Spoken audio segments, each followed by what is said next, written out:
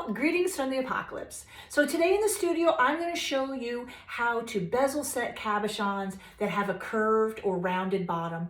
It's a really common scenario that gets students in trouble because if you don't take the right steps, you can set and set and set, and that darn thing will just keep wiggling and rocking back and forth. So watch this video and that'll never happen to you again. Okay, so this is actually a great lesson. You see the bottom of this stone? You see how it has that curve? Yeah. Now that's extremely common in cabochons that they're cut that way. Okay. Because basically they're maximizing their yield. Like if they have the rough to give you that extra metal, that extra stone, they're going to do it. Okay. So it's no big deal, but you have to put a wire in there to act as a little support so the little tummy can hang down in the middle and not, because otherwise what'll happen, you'll get like a seesaw action. Yeah. It'll bloop, bloop, bloop, bloop. And even after you set and set and set and set, it won't go away. Okay. So what I would suggest for this, it's not such a thick tummy. I would say maybe a 20 gauge wire. Okay. And you make it to fit, around the outside edge there, and then we'll put the stone on top and we'll check it. Okay. Okay? Yeah. So we've got a cute little wire fit in there. What is that, 20 gauge? Lovely. So then we'll try the stone in there and we'll see how our height is. Okay, so I just flattened it a little bit because we want it sitting nice and level. Okay. I'm going to put our stone in there. I'm going to press on it lovingly with my wooden stick. Oh, look at that fit. Mwah! That's what you want. You want a tight fit. Okay. You want it to just kind of go in, because the more space that's here, the more slow and painful and horrifying your setting process is. So tight is good. I want to be able to just get my stones in. Okay. Look how good that looks. Right? Awesome.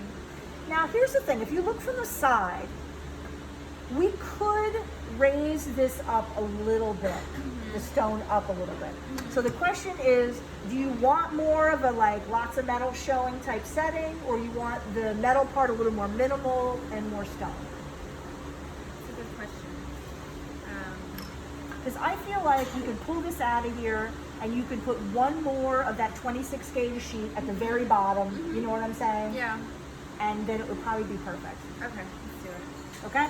So I'm just going to pull it out. May as well make it perfect. Yes. We may need to get the big piece of wax for that, because there we go. Perfect. Okay, so just add one more sheet. Okay. and then we'll check it again. But I think that should be good. Okay, so let's put it in there and see what we see.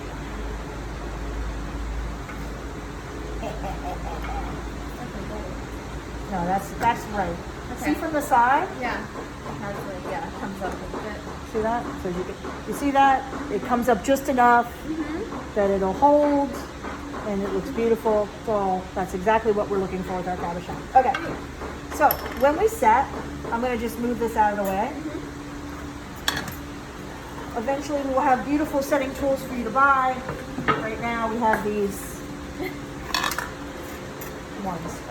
The only thing that I'm going to do different here is I'm going to just put a quick piece of tape here and here, because if you slip when you're setting, which happens, you don't want to put a ding on your metal. So let me just get a little bit of tape.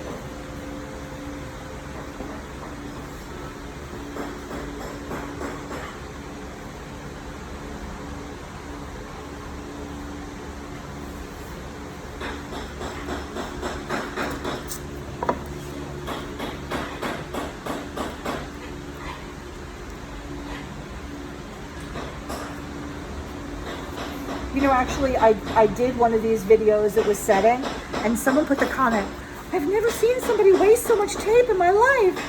And I'm like, that's what you're going to worry about? The tape? With the gold, the stones, the tools, or whatever. You're conserving tape? Oh my God.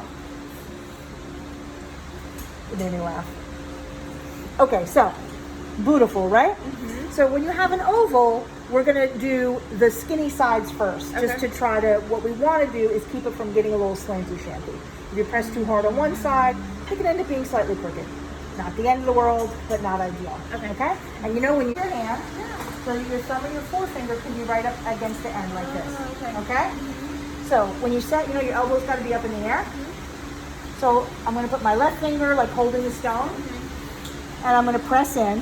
You want to be at a 45-degree angle, okay? No lower than 45. Okay. If you're down here, the least resistance is for the stone to basically pop out, which you don't want. So, okay. I'm just going to press in sort of north, south, east, west, just to kind of roughly hold it in place. Okay. And then we'll work our way around.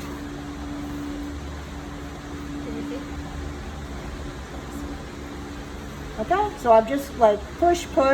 Now I'm going to do here and here, and I start filling in the empty spaces, or the unsquished spaces.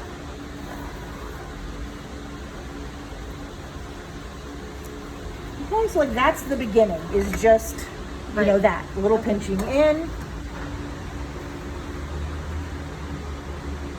And you can start, you push in and you go left to right a little bit. You just swing this side to side. Why we call it the rocker pusher. Because it rocks and pushes. Push in, back and forth. And you notice though, tool always up at least at 45 degrees, okay? And then we're just gonna work our way around. Now because your bezel was beautiful and tight, look at this.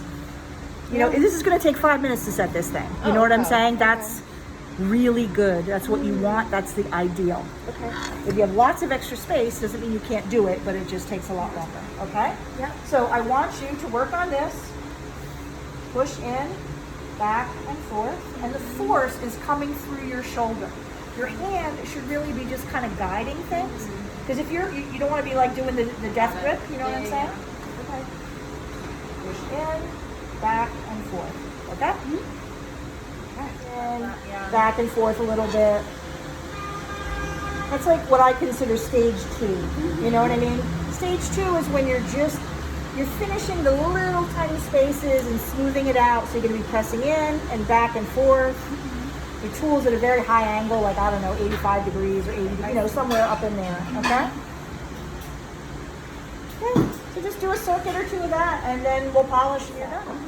You're looking for 2 main things. You're looking for, like, I look at it, and I don't see any space between the bezel and the stone. No gaps. Like, if you see any gaps, you're not done. You want to keep going.